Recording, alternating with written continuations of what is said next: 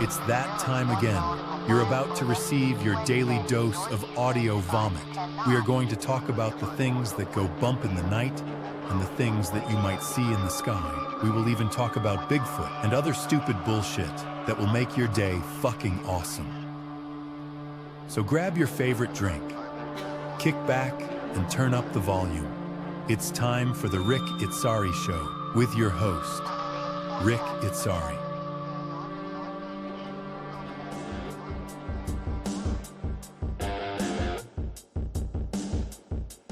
Hey, it's Rick Story. How are you tonight? How's everyone out there in podcast land? How's everyone doing? It's Saturday night. Tonight's show, I have a friend of mine that's local here in Asheville, North Carolina. His name's Avery Carson. I hope he doesn't mind me saying his name and doesn't want to be anonymous, but Avery, he's told me about a month and a half ago, he told me some things that was going on and stuff he was experiencing. I'm like, hold up, do you know that I also run a podcast? And he was like, no, so hey, we got the information together, we exchange it. I was in the process of moving. I said, you'll be one of the first guests onto my show when I get a chance to get everything going. We finally got things touched base and got everything set up, and here we are. I'm going to bring him into the room now. Here he is. What's going on, man? Hey, man, how's it going? It's another day, man. How about you? You know how it is. I had to go to work, do the work thing, still got to pay the bills. So Yeah, I feel you. I am sorry it's taken so long to get you onto the podcast, but it's been a journey to get here, and I'm glad that you're here tonight. I'm glad you had you could take out time of your busy life and help us out and talk to us here on the Rick Story Show. Absolutely, man. I'm glad that you asked me. I'm thankful for the opportunity. So what's going on? I mean, you have told me some things about. I've heard bits of like black eye. I can't even talk tonight. Black eye children, ghosts. Um, what else? What else have you counted? Start from the beginning. I want to know it. I want to know it all. Well, I guess it would start back when I was probably around eighth grade, freshman in high school. It was my mom, my brother, and I. We were living in a single wide. Uh, I think it's somewhere between Weaverville and the French Broad River. Mhm. And So this is all local here in Asheville, North yeah, Carolina. yeah, I've lived in Asheville Okay. my entire life. Okay. All right. And how Yeah, old are you, if you don't mind I'm me asking? as of right now, I'm 26 years old. Okay. All right. So you're fairly young, Yeah, and you've been in Asheville your whole life. So okay, and let me get this straight too. Asheville has many stories behind ghosts and paranormal here and there. I mean, it's rich in history with the it is. Appalachian Trail and everything like that. Yeah, there's if you're going hiking in the Appalachian Mountains, you have to stay strictly to the trails. Because there have been many stories of serial killers, sex traffickers, child abductors. They pretty much hide out in those woods off the trails, and some parts even of the Smoky Mountains that are yet to be touched by man. Um, they Whenever you go out there, there's been records of people experiencing fatigue, a very sudden sense of dread, um, depression, anxiety, um, and it's just very well advised to stay away from those areas. Um, yeah, it's um, Have it's you wild, man. experienced have you ever experienced any of this stuff? Going out onto the trails and out into the woods? I have been into the woods. Um, just not, I'm not like an avid hiker. So I have not been on any of the Appalachian trails. I'm sure. I don't know if you're familiar with Mr. Ballin on YouTube. Um, No, I'm not too familiar with that at all. Actually, oh my gosh, man, he has this YouTube channel that's just full of the what he calls strange, dark, and mysterious. Mhm. And some of his stories actually involve the Appalachian Mountains. Um, so I would really recommend um, that you'd go listen to those stories because they're actually very intriguing. Um, but yeah, I mean, this whole place, it's just very rich in ancient Native American history, um, and I really wish I had studied more on the topic beforehand. But yeah, I would recommend anybody out there to do their research about this stuff. Okay, so let's start off. Let's start off with your first encounters and what's going on. What you're talking about? You when you're in high school, you first Yeah, so started I off. was I was a freshman in high school, and it was my mom, my brother, and I. Um, it was like it was just a single wide um, mobile home that Mhm. was situated a little bit back in the woods. Gravel driveway to get to it, and and there was no outside lights. There's no um, no light poles or anything. The only outside light that you have are the lights on the front deck and the back deck. And Okay, so once you very turn those, remote, very yeah, remote. sort of. I mean, it was walking distance to a paved road, to a main road, but still, when you went back up in there, you really did feel isolated. And once you turn off the front deck and back deck lights, it was pretty much pitch black. Oh So wow. yeah, um, I can imagine, especially be out in the country like that. I mean, you could barely probably see in front of your face, you know? no, you can't. And that's how it's been most of my life, just living in homes like that, just out in the country. And you spend enough time living in areas like that, and the forest, it can play tricks on you. It really can. But I've so heard that, I've heard that, people sometimes go out there and they hear voices. Uh, mhm, they lose their sense of direction, mhm. start making bad decisions. So go Yeah. ahead. What happened to you? I mean, what was this that first started out? So I can't really set an exact time, but I do know it was nighttime. It was well after the sun had set. Um, I was getting ready to go to sleep, and the way the bedroom was, the window, it was pretty much in the center of the wall at the end of the house, and I had my head positioned right next to the window. And you know how sound can travel through windows fairly easily. Oh yes, yeah. So I'm laying there. I had my eyes closed for probably 5-10 minutes, and all of a sudden I just start hearing this singing of what sounded like a 7 or 8 year old girl.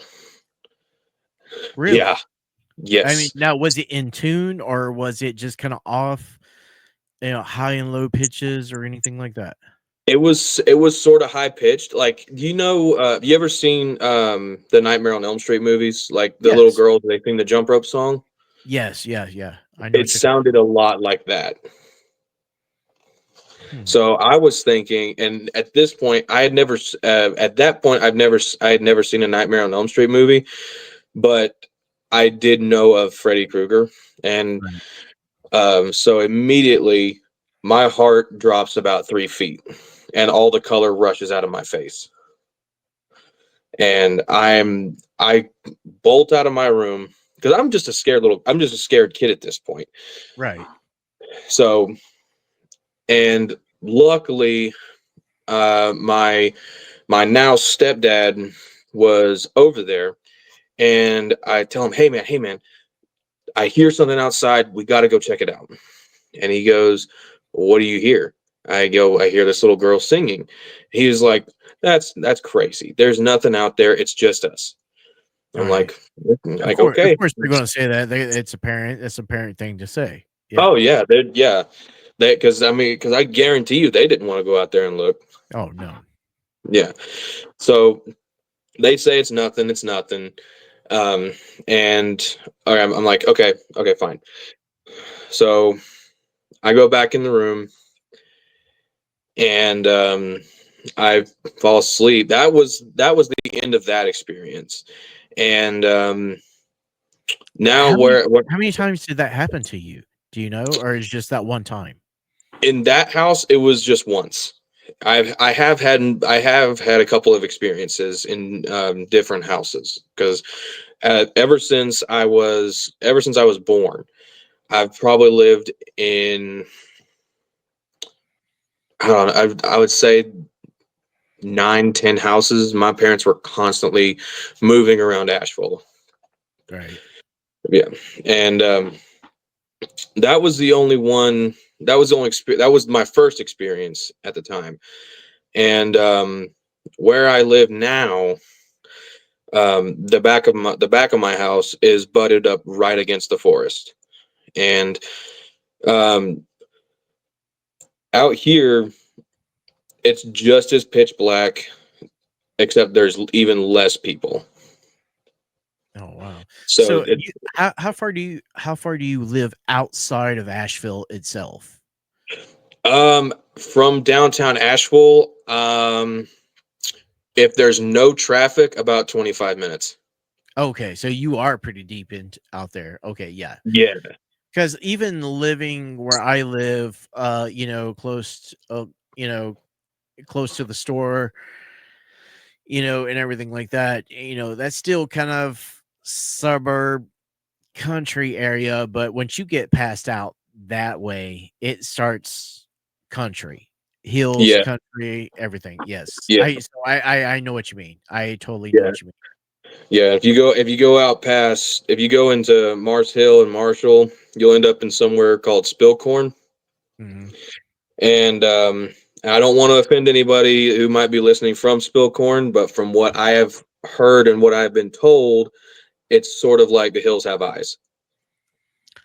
I have heard stuff like that, but with it being, spirits, there. I mean, Yes. I've seen open graves, like old graveyards, right on the side of the roads.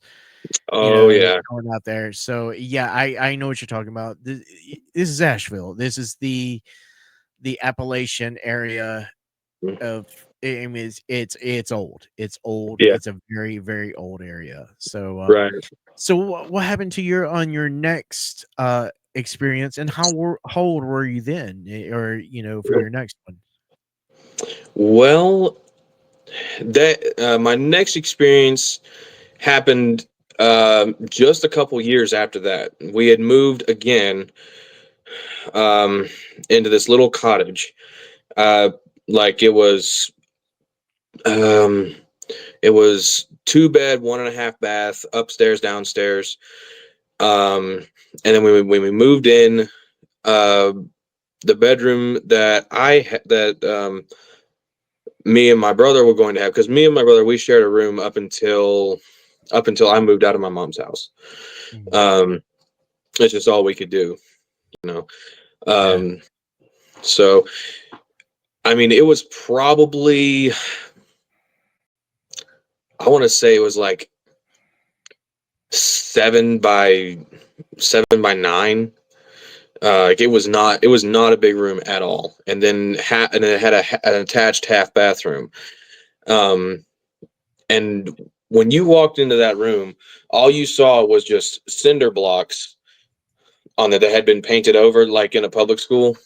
Oh Except, yes, yeah, I know what you mean. yeah, except the paint was like 30 years old. Okay. So that room was so creepy when I first got in there.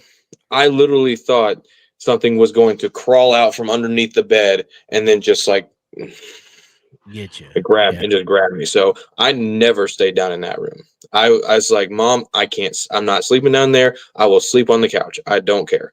I'll sleep on the living room floor. I don't care. Um, but the weirdest experience that I've ever had, and it was right after me and can I say Abby's Yeah. name? Okay, Yeah. cool. I mean, All like right, I cool. said, this open forum, no censorship to do whatever. Gotcha. Okay. Because it was just it was like right after me and Abby had watched a horror movie. I couldn't tell you which one it was. Um I think it was like the original Children of the Corn, Oh, yeah. or Very good one. Very, very good name drop. yeah, Okay. very good, Yeah. yeah. Or it was gosh, I can't remember the name. But it was another old Stephen King novelization. Um, and like again, pitch black, can't see your hand in front of your face. Mhm. We're getting out of the car. We're walking down, and I don't feel, and I don't, I've never gotten a feeling like that, like what Abby got. She she just immediately tells me to stop moving, and I go, what's going on? And she goes, I don't know. I just got a really bad sense of dread. We need to get in the house now. I'm like, okay.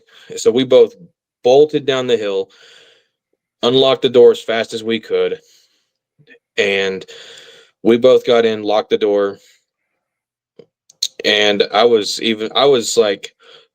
to take the dogs out that night because I mean I wish it was like pitch black right now. I would take the camera out right here and I would show you what I'm working with in terms of Yeah, like nighttime. right now, it's like it goes close to 9 o'clock, and the sun is still up right now I for know, whatever. man. Yeah, it's Yeah, nuts. yeah. Um, but yeah, but going back to that first experience, I Mhm. I never knew what it was up until I asked Abby, and she said it was either the black-eyed children or a mimic. Now, And now, a lot of people, have you ever heard of the black-eyed children or a mimic before? no, This the experience?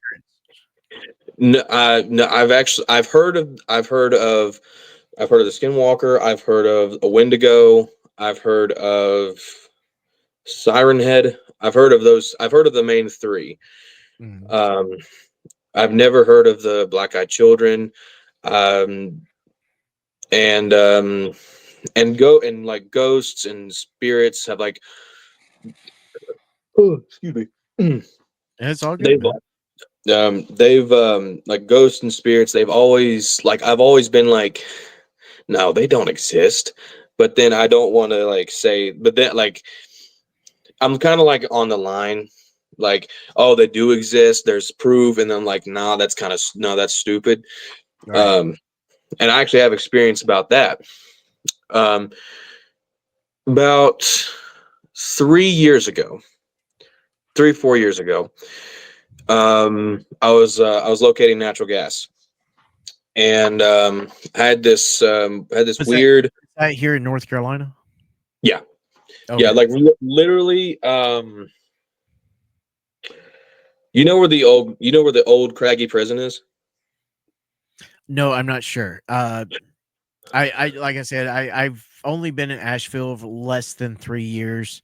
Okay. I lived in North Carolina for quite a while, but if you know a little bit about it, explain it to the listeners and, see, so they can get a sense of idea of what it is and what's going on. Okay. So there's this place called the old Craggy prison. It back in the day it used to be a maximum security prison for the worst of criminals. I'm talking serial killer. Like it was. I don't want to. I don't want to compare it to Alcatraz, but that's really the only thing that I can compare it to because I don't really have that kind of knowledge of old prisons. Okay. And the only two maximum security old prisons that I know of are Alcatraz and the Old Craggy prison. Okay. So, me and two other coworkers, we drive up, and and they have the big gas meter right in front, and I couldn't tell you what I had to locate, what I had to paint out or show what they were doing. Um, but after we get done with it, uh, we start, we just start looking just at the absolute disrepair that the old Craggy prison's in, and you got like the entire roof's falling in. You got floors just absolutely sinking. Um, So it is in and very, very bad condition. very bad condition. They had the government has the entire thing gated off. They have cameras around the entire thing. Um, Why would they still have cameras around it for an abandoned building? I get my guess is so people don't go trespassing on it and get themselves hurt. Yeah, okay, that makes sense. Yes. Either that or trying to explore an abandoned prison, hoping they would find something that the government wanted hidden. That's my guess. Okay. But we're standing in there, and we're just looking and like this just seems like this is like frozen in time almost. And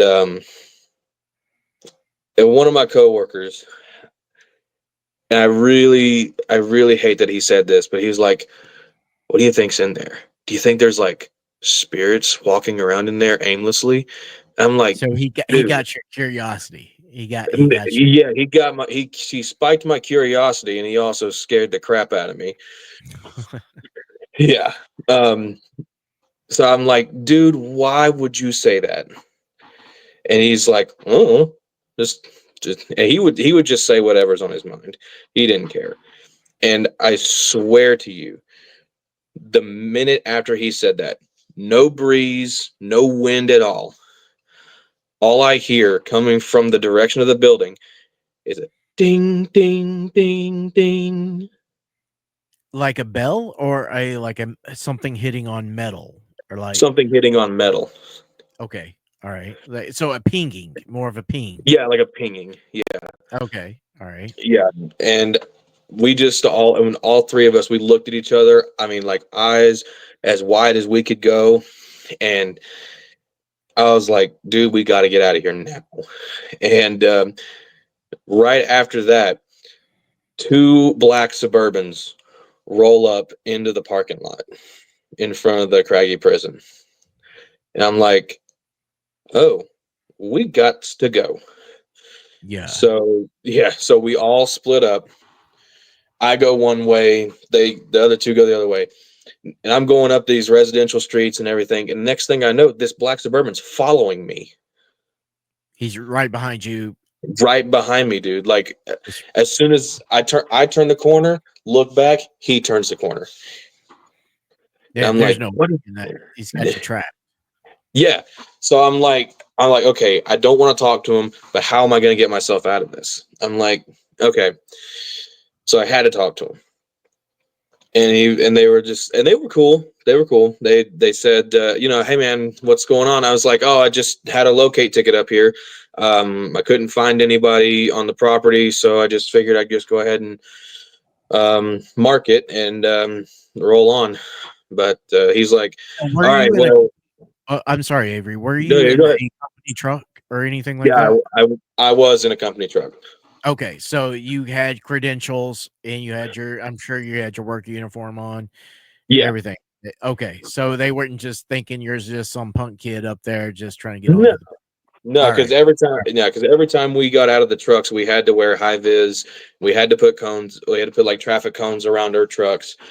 right, And okay, yeah, but I mean, yeah, I mean, they could read. I mean, I wouldn't take them. I wouldn't say that government officials are blind, but I mean, it's really hard. It was really hard to miss the giant decals and logos that were on the side of the truck. Right. Of course. Yeah. So, but yeah, that was pretty freaky. So what did they say to you? Did they give you any information or why they were pulling you over or how they get you that fast? Well, they didn't really say. They didn't really say anything like that because I saw. I mean, they had like I saw the cameras. I mean, they were probably just a little bit bigger than a basketball, Mm-hmm. and the thing must have been a live feed because there's no way that they had um there's no other explanation how they rolled up so fast. Now, does it not strike you strange that these cameras were a live feed out in the middle of nowhere at an old abandoned prison? It didn't at first, but after we left and I started thinking about it, I was like, what what was the point of that? Hmm. Like, there has not been any work done on that prison in decades. So now all of a sudden they're going to start working on it. And I never figured out what the work was, or why those two black SUVs pulled up.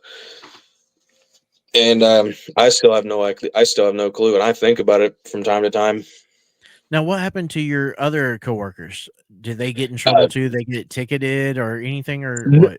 no, we didn't get tickets. They literally they were asking us what we were doing there, and we all said, "Oh, we're here to locate the natural gas." We heard there was we got a ticket saying there was going to be some working going on, and they said, "Okay, well, just don't spend too much time here."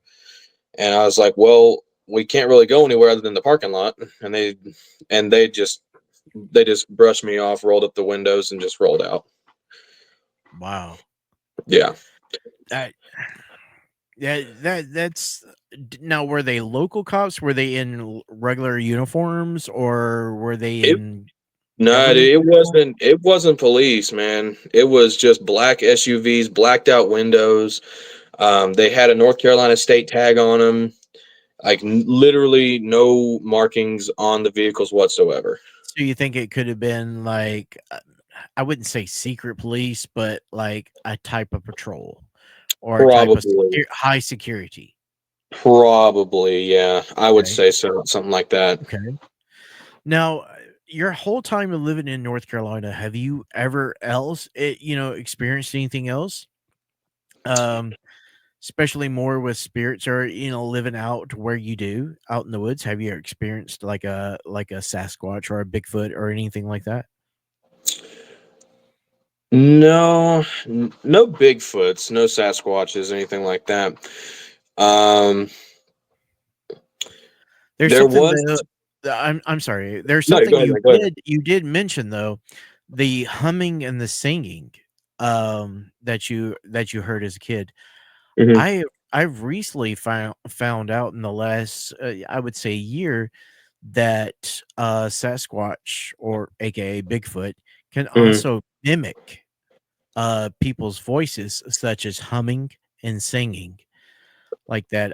There was, for instance, I heard this on a podcast, and this guy, he would let his older gentleman, he was having Hmm. trouble with, he thought people were coming onto his land and hitting on the side of his trailer that he lived in, and he would call the cops and they would come out and they look around, they didn't see anything, but he had this little dog called Peanut, and he would let this dog go out, and then he would call the dog back to come back, come in from using the bathroom. He like, "Hey, Peanut, Peanut, come here, Peanut."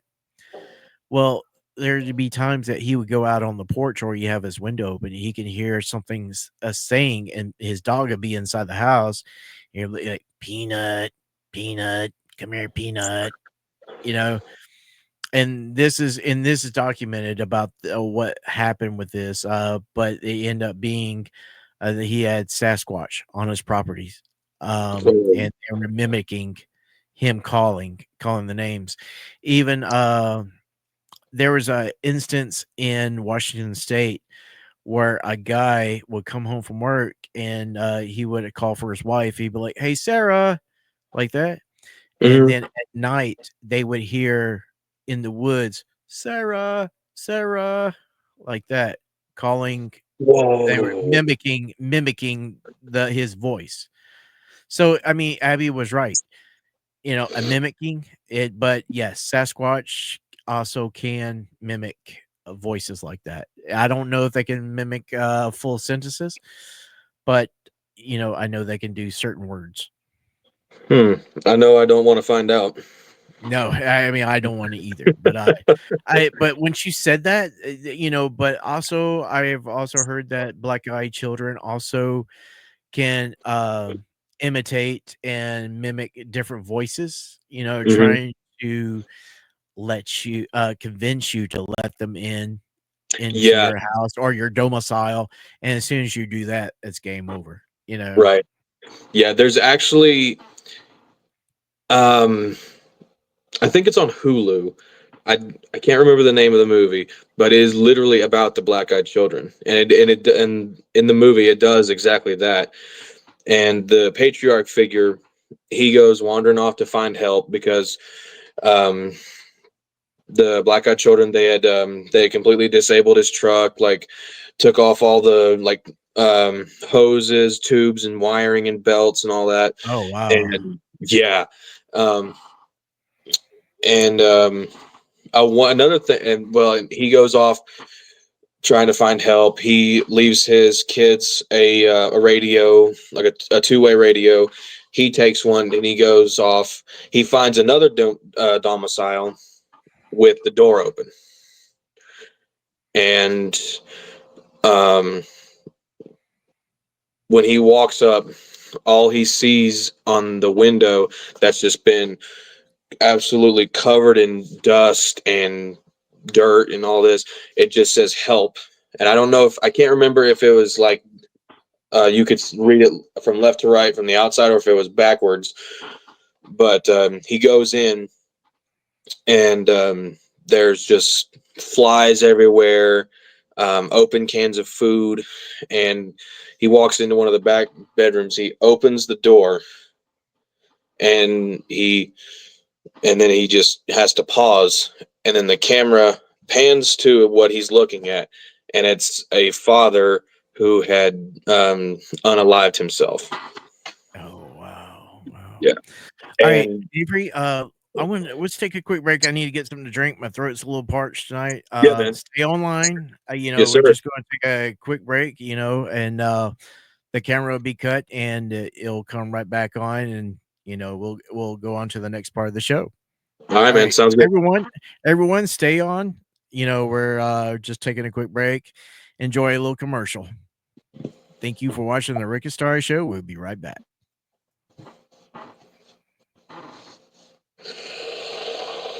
Them rattling snakes are back again. Every damn year, those motherfuckers slither their way back into our yard. Kids, be careful while playing in the yard. We cannot afford to take another kid to the ER or the funeral home again. Do you have a rattlesnake problem? Call Ralph's Rattlesnake and Rodent Removal. We are on the southwest corner of Skittles Avenue and 2 clicks down from the Waffle House next to the Best Western. Our friendly staff will treat you with respect as we handle your rodent needs. Call us at 828-555-9571. We are here to help you. We are closed on most Tuesdays and all day Sunday.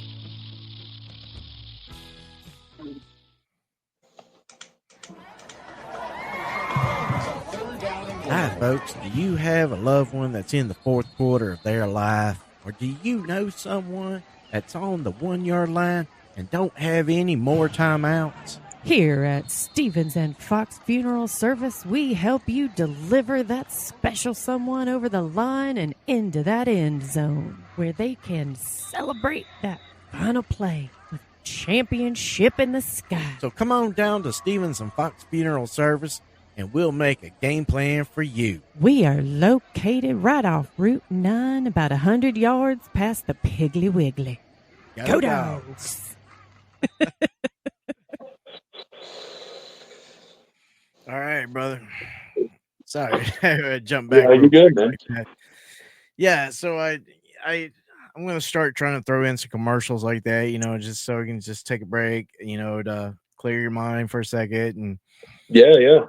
try not to take in everything that's going on that you've told me. I mean, this is some heavy stuff. This is Yeah. heavy, man. I mean, Yeah. like experiencing this as a kid, and growing up and thinking, all right, is this real? Is this really real?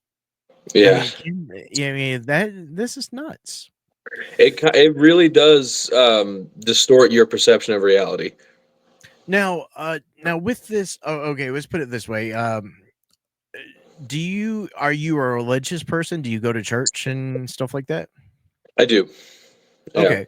So you have a sense of like spiritual, and you also have a sense of what could be, I would say, spiritual but paranormal in a way. Can Yes. like you believe in both. Like if for every dark side there's a light side, Yeah.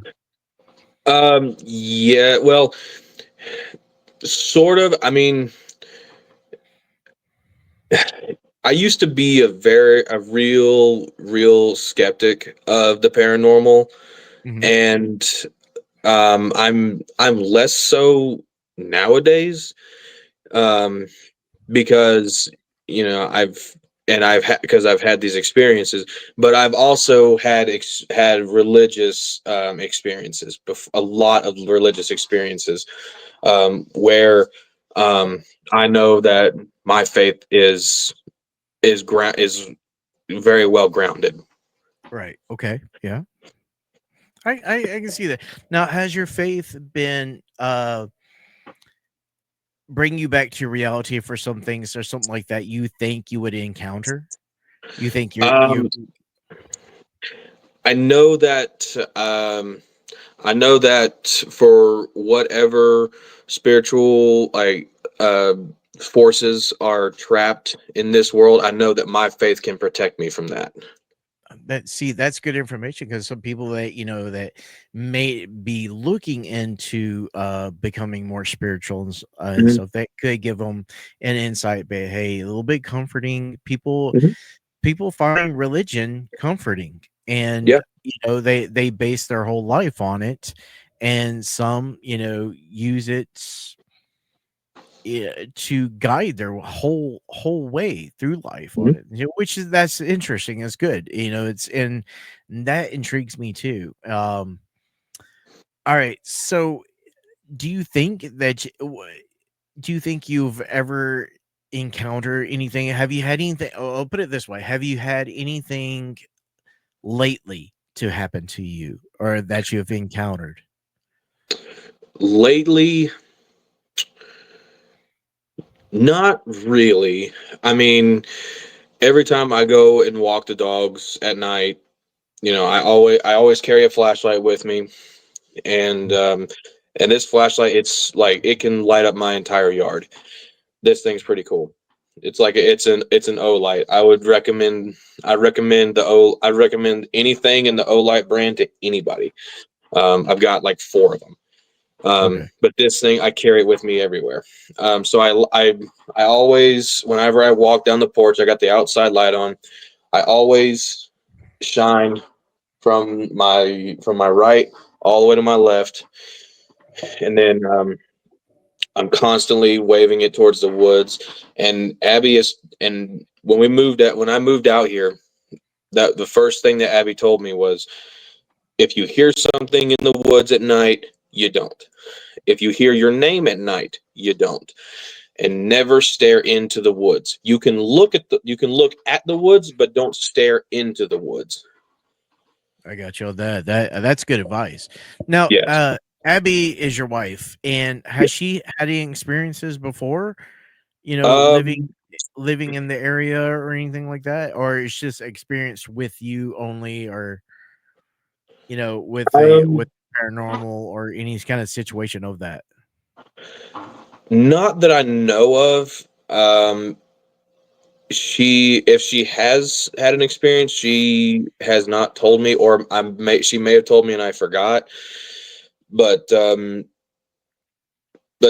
this kind of stuff was, she like studied on it, and um she was raised up like, okay, this is what you do when you are near the woods or anything like that. That's how she was raised, like, throughout her childhood. Okay, so you would say her family's been more outdoorsy, more Yes. outgoing, more in tune with the land. Okay. Yeah. All right, I Yeah. can see that. I can see that in understanding, because if you don't understand your environment, how can you survive? Exactly. That's just how it is. Hmm. Wow. All right. So I got this segment I just started doing on this and I've gotten some reactions. I've gotten emails. If you would like to be a guest on the Rick Astari show, you can please email me at the Rick Astari show there at gmail.com. If you look right down there, it's banner going across. You can email me, send me an email. We'll get you on. Or if you want to send a letter talking about your experience or anything like that, same thing. Send it to this email address. I read it every day. I have been getting I've been getting responses back from this. For the last 3 shows, I've had 3 sets of different letters like this. Now, this tonight with you, I'm Hmm. only going to play 1 letter. But it's a 2-part letter. It's kind of a long letter. I'm horrible at reading. Well, I mean, I can read. I don't want to come off sound like I'm stupid or something, which I'm. Hey, But I know what you mean, man. I'm right there with you. yeah, so I program these letters into an AI program, and Mhm. it reads it, and I kind of pick a voice that kind of I would think that the person would have. But I'm gonna play this. It's a 2-part letter, and I want you to get your opinion after it. It's kind of lengthy, but stick with me here. I want to get your opinion and what you think of this. And this goes back to hauntings and ghosts, but it's also got a little bit of crazy murder and mayhem in it. Hmm. So, okay, Okay. it's all right. The person is her name is Jamie. Okay. She moved to California from New York, actually from New York City. I forgot the name of the town that she moved to in California, but I think it says it here in the email. Okay. But I'm play the first part. When the first part's over with, we'll get a little bit of response. Then I'll play the second part. Is that cool with you? Right. All right, Absolutely, man. here we go. This is an email from Jamie from California. After 2 days, a new 911 call came into the police Oh, wait. station, and someone wanted. Wait, that was the wrong one. I hit the wrong one. I started playing the second one. So, all right, I give you a little tester, a little teaser right there. Okay, all right, here it is. Oh. See what I got After right here. 2 days, a new Oops, 911 call came in. oops, that's not it. Did I? I think I loaded two the same one up here. Let's see. That's all right. I You can did. fix it, folks. Yeah, here, let me delete that out real quick. Here, I'm super unprofessional. No, And let dude. me and load up the first one here. Let's see. Yeah, I try to be a little professional here for the most part. Hopefully I get this going here. Oh gosh. I hope I can pull this one off. All right. Let's see what I got here now. Let's see here. All right, here it is. My name is Jamie, and I'm from Here we Modesto, go. California. I have not lived here very long because I moved out west to get away from the city life of New York City. I love it here. I love it a lot. When I first moved here, I was living in a rental house about 5 miles from where I currently live. When I moved into the rental house, my next-door neighbor came over to welcome me to the neighborhood. I thought that was very thoughtful. We had a good conversation, and then her husband joined us and got involved into the conversation also. The couple was very nice, and I really enjoyed the company. They asked if they could look at the place before the moving truck got there to see how the new owner remodeled it. I was not weirded out about this. They walked in and saw the front room, and they talked to each other, then to me, whispering, "Wow, they really changed that area." I asked, "How was it before the remodeling?" They answered, "Way different." I said, "Let me show you the hallway to the rooms." They were very standoffish. The wife saying, I don't know if I can just yet," to the husband. I looked at her, and at that time, a knock on the front door. Every one of us jumped. We smiled, and I answered the door. It was another neighbor wanting to welcome me also to the area. The two neighbors knew each other, and my first guest introduced the new neighbors that just came over. The Waters family had lived on the street longer, so when they saw the Jadison family come over, they decided to come over as well. We all talked for a bit, and I noticed that the wife of the Waters family kept trying to peek into the open doorway. So I asked if they would like to come in. The Waters family said no, not at this time, very politely. The Jadison family asked if I would come over for dinner and also invited the Waters family. We both agreed and settled on a time of 7:30 p.m. We said our goodbyes and I go back into the house. As I'm shutting the front door, I hear someone say, "Wow, she is really brave to live there." I stopped in my tracks and starting to think, why would someone say that? A few hours passed, and I went over to the Jadisons' house a few minutes early. They welcomed me in, and we started talking. Then the Waters family come over as planned. We had a lot of fun. We are all close in age range, so we have experience in life and career stability. We also had a few drinks. So after having a few drinks, I said out loud, "I hope I am as fun as the last neighbor." They all stopped and a few looked down. The room went quiet, very quiet.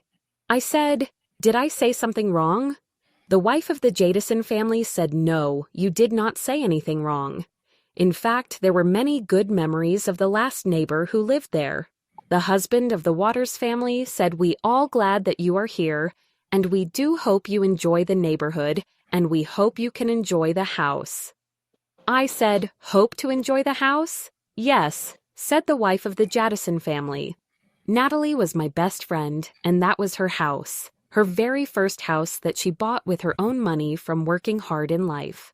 Natalie and I grew up together. She was my bestie, as the wife explained. She met someone a few years ago, and she was very happy they moved into that house that you are in now.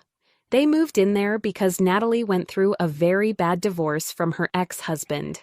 Her ex-husband used to beat her and force her to do things she did not want to do. One day, her ex beat her so bad, she had to go to the hospital. She called me and I called 911. The police came and took her to the hospital and the husband to jail. After the divorce, she spent a few years getting her life back together. Then she met a really nice guy from her church. The two fell in love. Blake was his name, said, the husband of the Jadison family. He was a very cool guy. We hung out a lot, he explained. Blake also had a kid from a previous marriage, and he lived there with Blake and Natalie. The husband from the Waters family spoke up with the rest of the story. He knew firsthand about what had happened there at the house. He knew because he was a local cop. Parker, the husband of the Waters family, started to tell about a call to the police station saying someone saw something going on at that address. Parker knew that address because it was on his street. Parker explained that when he and a few other officers got there, the door was kicked open. The smell of burned something was in the air. Then one officer shined his flashlight down the hallway and saw 3 burned bodies hanging from ropes by their necks. It was Blake and Natalie and Blake's son. It was horrible, very, very upsetting. An investigation started, and the main suspect was her ex-husband. After getting an arrest warrant for his arrest, we quickly started questioning him. He had an answer for every question, and he had a solid alibi for the last 10 hours, with work and anger management class and community service. Okay, so that's the first part of this email. Okay. All right. That I mean, so far, I mean, that's pretty detailed, pretty Yeah, crazy. That's crazy stuff right there. And yeah, she like did I get nuts there. I I get these emails and like I have to sit through them. I'm like, it's kind of, but this one sounds sincere. This sounds really sincere. Mhm. And it gets pretty crazy. Like I don't want to ruin it, but I mean this is just setting up the story how crazy this gets. So what do you think so far about it? Well, first of all, good on that girl in the story that left that abusive that her Oh abusive yeah. ex. Good on that. Good on her. Yeah, definitely I good on her. Yeah, I can't stand men that do that. I don't Yeah, even classify them as men. I got you on that. But he did his time. He's going to anger management classes. He's doing his community service. Yeah. Probably going to therapy, changing. Okay. I Um, hope it is. yeah, I mean, but it's definitely with the murder already in the house. It's already setting up a plot. So let's go Yeah. ahead and hear the second part and All right. see what you think. All right. Let's see. Make sure this is. I'm gonna make sure this is the second part first for I play it. Yeah, I don't want. All right, still want to be professional. All right, here it is. All right. After 2 days, a new 911 call came into the police station, and someone wanted to talk to the police about a murder. Parker was one of the officers that went to the location of the person who called 911. When the officers arrived, a man was in his front yard with a gun to his head, yelling and crying, "I did it! I killed and burned that family and I hung them up. I hung them up." Then the guy pulled the trigger and shot himself in his front yard. The man was Mhm. someone from Natalie's church. The wife of the Jadison family said she told her about him. This guy would ask her out over and over and over, and she would say no. One time she said yes, and they went on a date. She texted Linda and told her to give her the bailout phone call. Come to find out, this man was obsessed with her and became extremely jealous of Natalie and Blake. The obsession went too far, and he took the matter in his own hands with murdering them. After some time has passed, the house was taken over by a new owner and became a rental house. The new owners fixed it up, and it took some time for the house to be rented. The house was rented to a gay couple, and they really loved the house. The two men that rented it started fighting a lot after moving in, explained Linda. Linda is the name of Natalie's friend. The couple became very weirded out and starting calling 911 often because they were experiencing supernatural happenings in the house, with voices and scratching on the walls and other loud, hard-hitting, though, out the house. The matter got worse and worse, Parker said.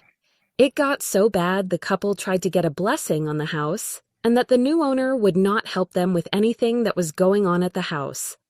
At the time, in the state of California, a homeowner did not have to disclose any information about a rental property, only property, that was being bought and sold.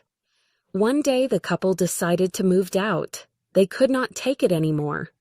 They both agreed to go to a local hotel and check in for a while. One of the men stayed behind to pack a few things, and they would meet up later, said Linda. Hours passed, and he did not show up to the hotel. The partner drove back to the house and found his husband hanging from the top of the stair rail of the second floor. I dropped my glass onto the floor. I was embarrassed, but I also felt anger. I called the landlord, and I demanded full disclosure on the house. He was not willing to tell me, but then the truth came out. Let's just say I did not go home that night.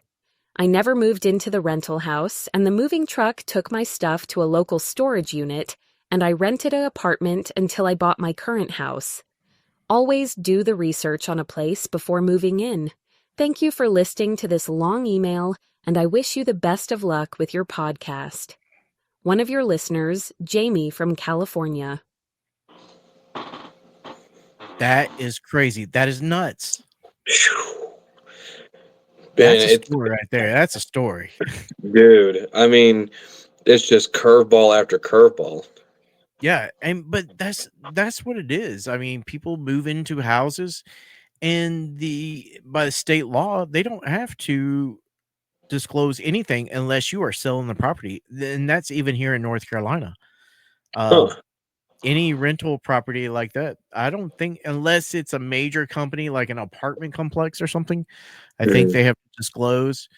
But if you're buying and selling, you have to disclose anything that's happening here in North Carolina. So, if anybody's out there listening and they have a story like that, about landlords not disclosing or telling what has happened, send me an email. Tell me about it. I would love to hear the story. So, what is your opinions about this, man? How do you feel about it? Man, it's another one of those It's another one of those it's another one of those love obsession things, man. It's the guy gets so crazy about a certain girl and or a Yeah. certain person. It could be vice versa. It could be whatever. Um, Yeah, it happens. I mean, you hear it all the time, oh, absolutely, man. It's this stuff. It's this kind of stuff. Maybe not this extreme, but there are certain levels of this that happen every single day. Oh yeah, yeah, for sure. But I mean, it all comes back to, as you were saying, a big curveball. I mean, Mhm. it didn't only affect that family; it affected another family and this girl. Oh yeah. What's her name again? Jamie. Yeah, it affected Jamie. I'm like, gosh, how can you picture that? You coming out from New York City, you find this place on a listing and whatever, you go to move in. Oh, this is great. I'm living in California now from New York City. All of a sudden, boom, the place is haunted. You know, Yeah. you know, I mean, like, I'm really surprised she didn't experience anything the short time that she was there. But I mean, like, I guess you have to be there a little bit to be living into it. But God, when I read that, man, at first I was like angry, sad. Then I'm like shocked. I was like, Yeah. how can this actually be? But man, I guess it happens, man. I mean, it's just I thought it was an interesting email. That's why I played it tonight. Thank you, Jamie, so much for sending me that. I hope you have a way better experience in your new house. And yeah, it's stuff like that. It shocks me. But the paranormal side, to where the guy actually ends up hanging himself, in the house, that's freaky. That's Yeah. freaky. And they said also in the email, they said the couple was experiencing like knockings and scratches on the walls and like loud it's just throughout the house. Wow. So So, that house. Yeah. do you think that they were possibly dealing with a poltergeist? I think they're probably dealing more than just one poltergeist. Yeah. I think it's more, but yes, and if they did a blessing, it needed more than just a blessing. Yeah. It need a whole cleansing for that. So, but 100%. yeah, Avery, I really appreciate your time tonight. We're getting close to the hour mark, and I know you probably got things to do. You got get some rest tonight. I know you've been working all week, but I appreciate your time, and I thank you so much for your story. And you know, anytime you want to come on to talk about anything like this, open forum. Anybody, like I said, send me an email. Here's the email address right down here below. You can see it, therickastoryshow.com. No, at gmail.com. Sorry. Yeah. At gmail.com. Thank you again, Man, Avery. yeah, man, I would honestly love to come back on just to hear more of these letters because I mean that story alone that's got me very intrigued, and I just want to hear more. Well, you can hear more of these letters. I had three more I played with the earlier show tonight. I'm going to be posting another podcast after you, or the one previous before you, and then I have two on Spotify. You can look at us on Spotify, YouTube. I don't really have the shows on Instagram, but you can find my social media on Facebook and Instagram. So like, share, subscribe, do whatever. You can, like I said, you can go on YouTube and watch everything I've put out so far. I'll play that banner right there. You can see it. You can find me on Facebook, Instagram, and YouTube. Avery, thank you again. I really appreciate it. Just stay in the room here. I got to finish out the outro and I'll upload it to the internet. And, I really do appreciate your time. Absolutely, man. Thanks for having me. Are you welcome, man? Just hang out for a bit and we'll get you going. Awesome. All right. Thank you, everyone, again for watching and listening to the Rick and Starry show. Hopefully, wait. I almost forgot. My last segment that I do at the last bit of the week. I almost forgot. I can't believe this. I do record of the week. All right. My last record was the Talking Heads. I love the Talking Heads. I've been listening to them. It was a colored vinyl. This one I got in the mail, and I've been trying to get it on vinyl for quite a while. I'm a huge vinyl collector. I love vinyl. I love music. And this is an old punk rock band from Indianapolis, Indiana. The band is called Sloppy Seconds. All right. Yes. This is an older record. The record is called Destroyed.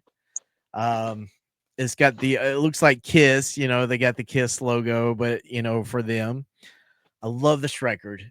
It is got endless great songs on it. On the back of it, it says louder the better. It says Al Testicles. So, yeah, man, if you get a chance, anybody wants to listen to Sloppy Seconds, listen to Sloppy Seconds. They are one of my favorite punk rock bands. This album itself is actually, the vinyl itself is actually like a neon green, kind of like a slime green color. It's awesome. So that is my quick segment of that. Thank you for, listening to me, Avery. Thank you for showing up. I'm so glad it took a little bit of time to get you on here, but thank you so much. Hey, that's all good, man. Congrats on the new studio and the new house. Thank you so much. All right, that's it, guys. Everyone, keep your eyes to the sky, keep your eyes open, and your head on the swivel. This is the Rick and Starry Show. You have been listening to the Rick It's Sorry Show. Tune in again for more crazy stuff that will make you wonder, what the hell did I just listen to? If you would like to follow the Rick It's Sorry Show on social media, search for the show on Facebook, Instagram, and YouTube. If you would like to be on the show to tell about an encounter you may have had, you should email Rick at therickitsorryshow@gmail.com. And remember, the difference between you and me is just a couple of drinks, a tinfoil hat, and one crazy night in Asheville.